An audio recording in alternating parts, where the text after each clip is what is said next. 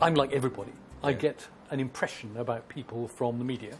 And this is the first time I met you. And there you are, this nightmare figure with the long hair who throws bananas and is generally the next thing to instant revolution and blood on the streets. Yeah. And I talked to you for 5 minutes, and you're a gentle giant.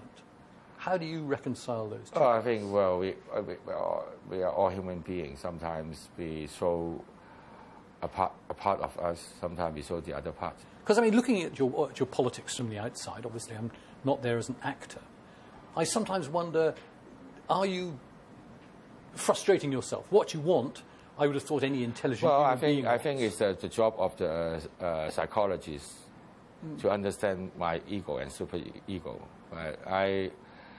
Well, as I said, always said, listen to your heart. What radicalized you? I was born in 1956. It's just the aftermath of the Second World War. I was the second half generation. So, Cold War, the conflict between ideas. My mama was an armor, so I did feel a little bit frustrated about the British rules in Hong Kong. You know? And my mother actually is a very good example of. Was she, in herself, as frustrated, do you think? She didn't show it. She was very strong. Which bit did you pick up on? Well, it's after I grew up a little bit and I listened to some of her relatives talk about her life. You know, she was born in a small village in Canton, in nearby Changsing, and she married to a guy, and the guy was a gambler, and they didn't get along, and the guy died, and then she went back to her family and being the breadwinner for the whole family. So, of course, she suffered. So, and then she came to Hong Kong? She came to Hong Kong after the Second World War, I think. And then she tried to learn the trade as an armor.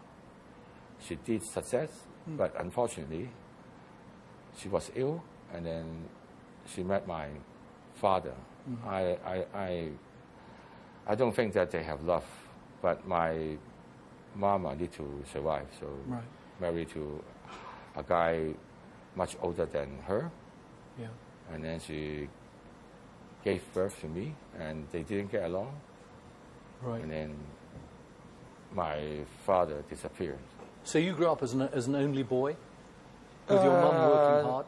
Well, since my mama need to work as an armor, so I was sent to a family of her relatives, and the family was big.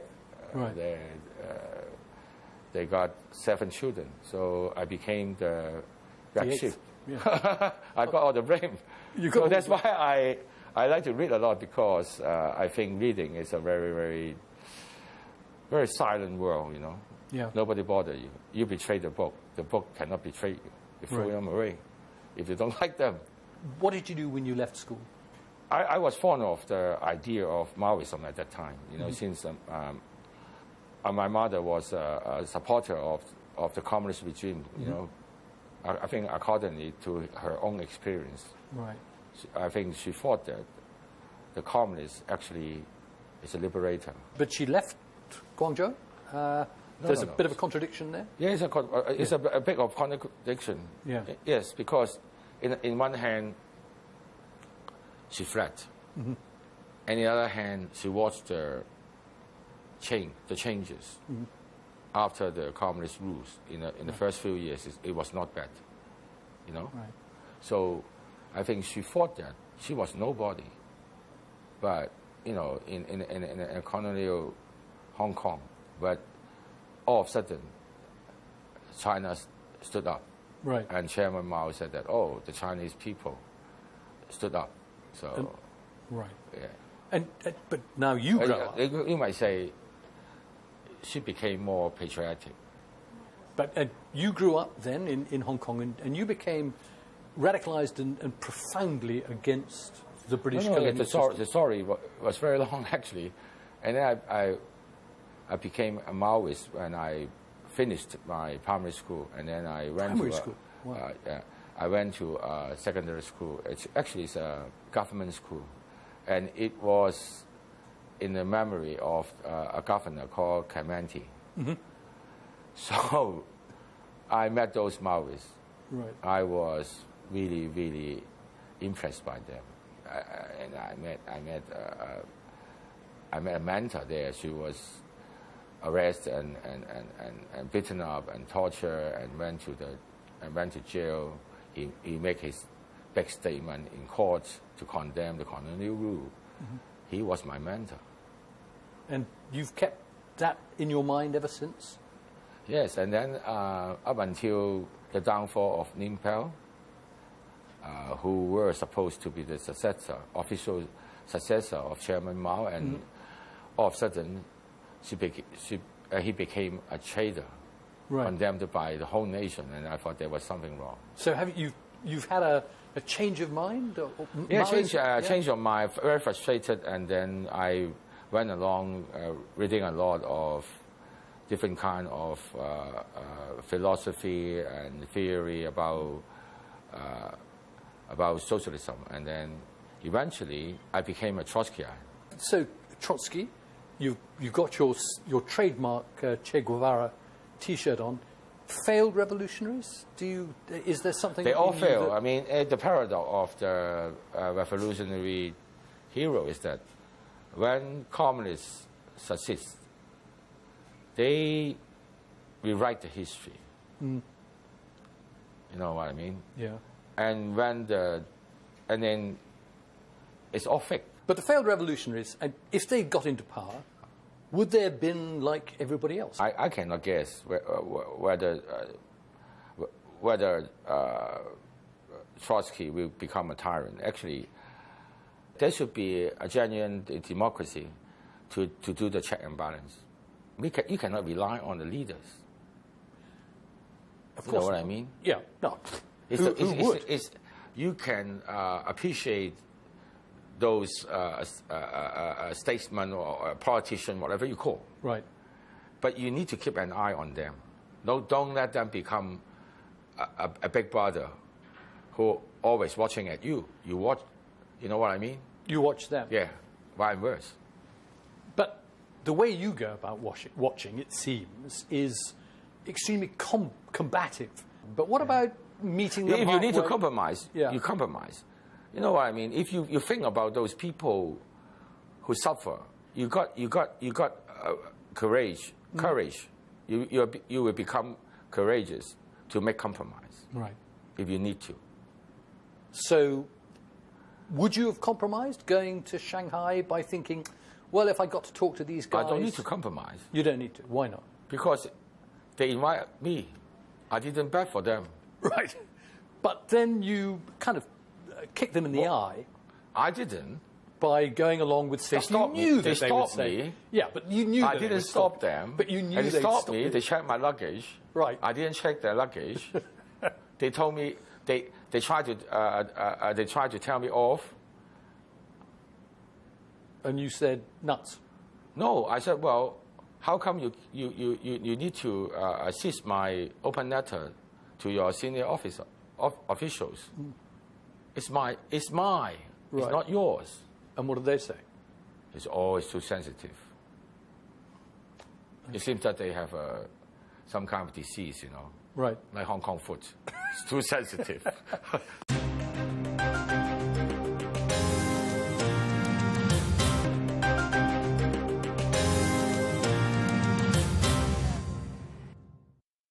So there you are. You take this high public profile. You're our leading radical, as it were. Do you ever fear for your safety? I mean, journalists are getting chopped. They're getting pressured. Do you ever fear? Do you get pressure? Not very often. But sometimes? Well, fear is from your heart, you know. Mm. I think the fear is you need to face, you to always confront yourself, you know, to be honest to yourself. You know what I mean? Sometimes when you think you are not being honest to yourself, but you feel fear. Okay, that's an inner fear. What about actual external threats? Well, once I make a will for myself, just after the handover, I said the first one is I will not suicide. So if I... And found in suspicious circumstances dead. Secondly, I will not go to mainland. So if you find me being arrested in mainland, it's not true. Right. There's something wrong. Thirdly, there should be a forensic check after I die. So you genuinely felt that you might be a target? Well, sometimes I think it's a little bit silly, though.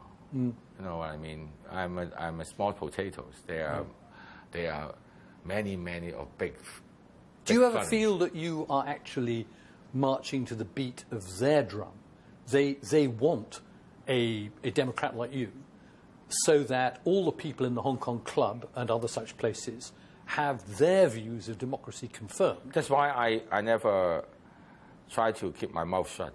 If they want to use me, I get used to it, and I use them as well. And so you build your constituency. So are you going to keep on winning elections and staying in the Legislative Council by being as you are? You can't be a winner all the time. See what happened to MU, Manchester United. They did change. You ask Mr. Sir Ferguson. Yeah, but they did change their manager. Don't you think that you will keep on winning? Right. But you don't have a manager. You haven't changed your manager. I think it's out of my mind. You know, when you think about this guy, Mr. Liu Xiaobo. Sure. You know, you take things more easier. And Right. when I sometimes I read those memorial of those activists, revolutionary, you feel a lot easier because you know that their life is terrible. But for you, you're lucky. You still live in a society where the rule of law prevails. Yeah. It's my parents' fault. they gave birth to me in a place like this. Would you prefer to be in a place like that so that your protests... It's easier to say than done, you know. If I need to live in a remote area, in somewhere in China, maybe I don't have any kind of knowledge about the world, you know. Right. So my fear is simple. Once you are there, you are here, you keep on move. You move on. Right. Okay. Yeah. Don't look back. Right. I've heard it said that your LegCo salary helps you do things that if you were just an ordinary guy on the street you wouldn't be able to do. Is that true? Yes, certainly. You don't just live the high life. Thank you to the voters that they really facilitate me by vote me in. Right. What do you do with it? I think I use about more or less is 70% of salary in support of the activity. What sort of activity? All kinds. Try and specify. If you, I got some kind of small fund. Okay, if those NGO or civic organization they need money and any particular sort? I mean, pro-environment. Of course, I got the final say. You know, right. They cannot force me to give my little money to them. Right. But which sorts of groups? Left-wing orientated, environment, progressive. Okay. Okay. Cut it short. Right. And you feel that they're underfunded in Hong Kong? That there's no access to funds except through the charity. Hong Kong is a very difficult place. Expensive. Right. And it's not easy for you to convince people to donate money to you because there are too many people who do the fundraising from time to time. Sure. So if you're small potatoes, of course, people ignore you. Right. Do you feel frustrated? I mean, I've always thought about LegCo that it's powerless. It has a power of obstruction and nothing else. Well, I have already repeated for tens of times You know that. I mean, maybe the final change will be conducted in the chamber. But what makes the chamber become a place like that is from the outside. It's not here. Right. Just like you buy eggs, you buy flour, you make a cake, you put in the oven. It doesn't mean that the oven made the cake. Right. It's you go to the supermarket, you do all kinds of donkey jobs in order to put it in the oven. Right. And so who's... So the oven will not make the cake itself. So LegCo is the oven of Hong Kong's future. Well, more or less. Who's buying and mixing the ingredients? This LegCo is useless because 40% of my colleagues are coming from the functional constituencies. Right. Does that mean necessarily that they're no use? Can't they be independent-minded? Or even if they come from a functional constituency? All they are being useful is to doing harm to the Hong Kong people. In that sense, they are useful. They are useful as a rubber stamp. You genuinely don't think that their views could ever count as serious views, as opposed to just rubber stamps? Well, if they don't have the wisdom to say no to this kind of nonsense, I mean the functional conditions, I don't respect their wisdom, though. Even though they might be very wise other way. So you have given up, then, on constitutional reform? You just think, because they're a blocking majority, in effect? No, keep on fighting. I know you are a sailor. If I ask one question, will you keep on sailing? You will say, yes. Right. Why not? Yeah. And fighting is what? It's not fighting. It's self-defending. To put it in a more accurate way. The right to choose our leader on universal suffrage is mine. It's my right. Right. They take some. If you open your door, and you find a few guys sitting on your sofa, and open your fridge, and eat your ice cream and drink your Coke, what do you say? You say, "Come on, wait a minute. This is theft. It's mine." Yeah. Come on. Yeah. Yeah. Okay. So let's pick that apart a bit. Choosing a leader just isn't that simple. I mean, yes, I have a right to choose, and I believe firmly in it. Some people decline. But even the people who decline, somehow that leader is not there. He doesn't emerge naked from the middle of nowhere. Yeah. Leaders are picked, groomed, shuffled. All the leaders, they need to make their own way, by leading something, You know what I mean? But career politicians are career politicians. They spend their lives. They are not the leader. They only lead to their own career. They are not leaders. They are the leader of themselves. So how be leader is? But direct elections. Leader is fighting for a vision. Yeah. You know what I mean? But direct elections aren't necessarily going to produce people like that. Certainly. I agree with you. But isn't this back to that Karl Popper point that actually what matters is being able to throw out the bad ones? You give them a try. I know the theory. Even though it's less about picking them than about throwing them out. Yeah. I think his argument is very simple. To say that don't fight for a perfect society. Mm-hmm. It could be a myth. Right. So you try to correct it bit by bit to avoid those people to make it worse. Right. Something. Do you agree? This. I don't agree with him. You don't? He's a great thinker, I think. But you would want to go for a perfect society? Why not? Do you think you know what a perfect society is? I don't know. We're on the way. Moses doesn't know. When he was in the desert, he was condemned by those guys who followed him. Yeah, but he had to get out of Egypt. He had the assistance of a higher power. Do you? And Moses looked back, and then he cannot go to the promised land. Okay, thanks very much indeed.